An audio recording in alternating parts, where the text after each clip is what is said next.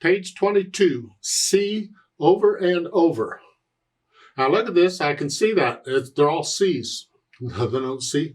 It's a new landmark note for us. All the C's are landmark notes because they're symmetrical in the grand staff. They show them there at the top. Middle C's in the middle of the grand staff here. And then the lower C is the next to the bottom space, but the upper C here is the next to the top space.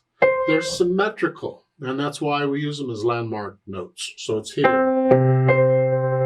In addition to the F and the G, because those are the treble clef and bass clef thing. And this piece only uses the C.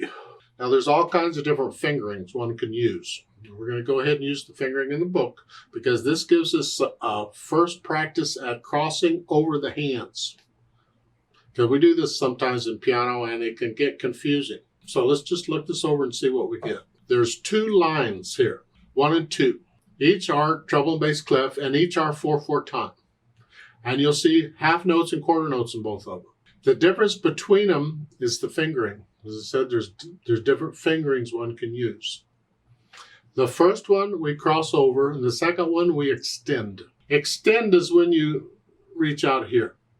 You're not in a nice, neat 5-finger position. You're wider. We extend. Now, did I say 4/4 time? I don't know. Okay. In the first one, you're using third finger on every note. Third finger. Right hand, left hand, then right hand, and then you're going to cross over to play the top C in the left hand. And you do it as you're playing the quarter note. So it's 1, 2, 3, 4, 1, 2, 3, 4, and you come back. So you're just crossing over as you're playing the note. So you're doing one thing in one hand, and at the same time, you're doing something else in the other. Takes a little practice, takes a little getting used to. Just go over it slowly and carefully until it's nice and even. No hesitations. The second one is the same notes and rhythms, but now we're using the extended. And to do that, rather than a 5-finger, or rather than here, we're going to extend out to C, here and here. So we're in this position. One hand or the other plays middle C. Hopefully your hands are big enough to do an octave. That's kind of important. And little hands can't quite reach it. And sometimes, so in that case, you have to move a little bit. If your hand isn't big enough to reach the octave, then you have to move. But hopefully your hand is big enough, you can just stay there. So the thumb, one thumb has to get out of the way. So it's 1, 2, 1, 2.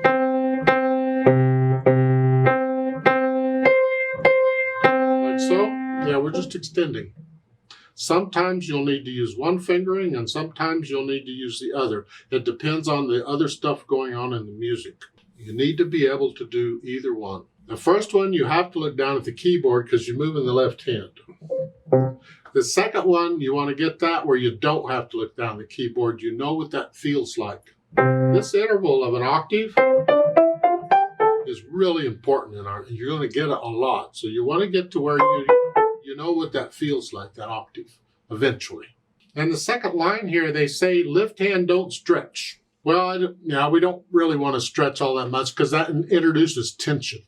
We want to stay relaxed. But we do extend somewhat. You can extend a little bit without getting really tense.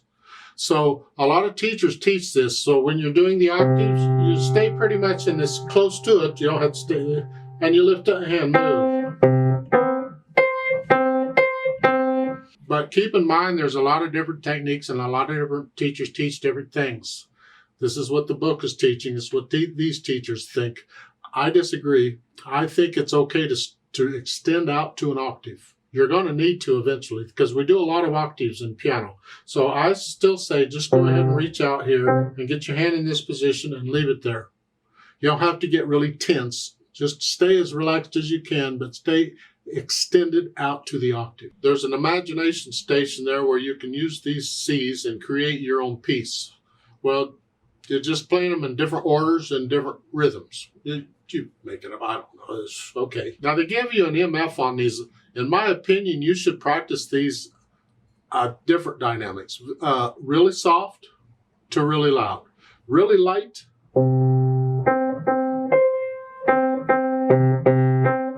2, really loud, heavy. Just really heavy. Let the wrist collapse a little bit on these. Stay relaxed. So I would suggest you do that. Maybe when you play it, says it's repeated. The first time you play it louder, and the second time you play it soft. Just so you're not playing it twice exactly the same way. Let's play these 2 lines together slowly and make sure you have the right rhythms. The notes aren't a problem, it's the rhythms. We are going to repeat them. And I'm actually going to do both lines as one long piece. So we're going to do the first line and repeat it, and then go directly to the second line and repeat it. But when you repeat the second line, only the second line. Don't go back to the first line again. This isn't one piece. This is 2 separate pieces, but I'm combining them for the play with me is all. Now in the play with me, I'm going to go through both lines as though it's one piece. So when you go from line 1 to line 2, we're moving the hand slightly. We got to figure that out. Because at the end of line 1, see, we've been in 3rd finger all the time. Here. But in the second line, now it's not 3rd, it's little finger. So when you're bringing it down, the left hand down, ready to go on, rather than going to 3rd, you go to 5th. So here. And then as you're playing that measure, you bring that right hand up where it goes. The rhythm's got to be a smooth rhythm, so we work out these hand movements carefully.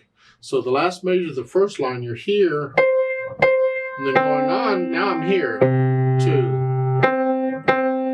So I move my hand one hand at a time as I need to or just practice that if you need to.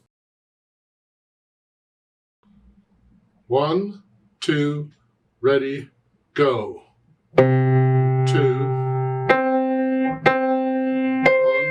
2.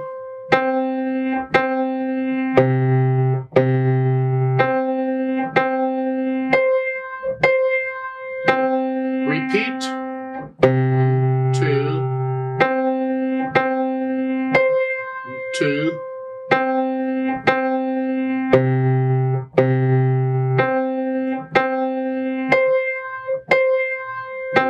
Second line. 2. 2.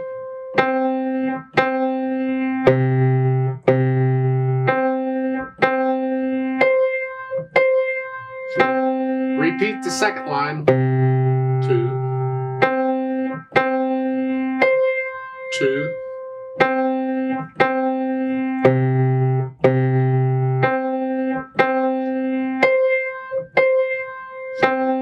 4, off.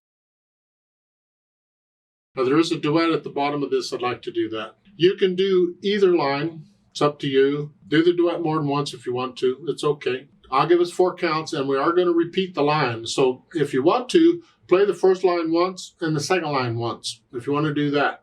The idea is we need a total of 8 measures, and each line is 4 measures.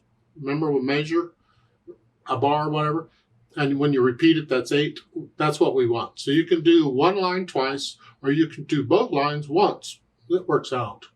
I'll give us 4 counts. I'm going to speed it up a little bit. March time is more like left, right, left, right. 1, 2, ready, go.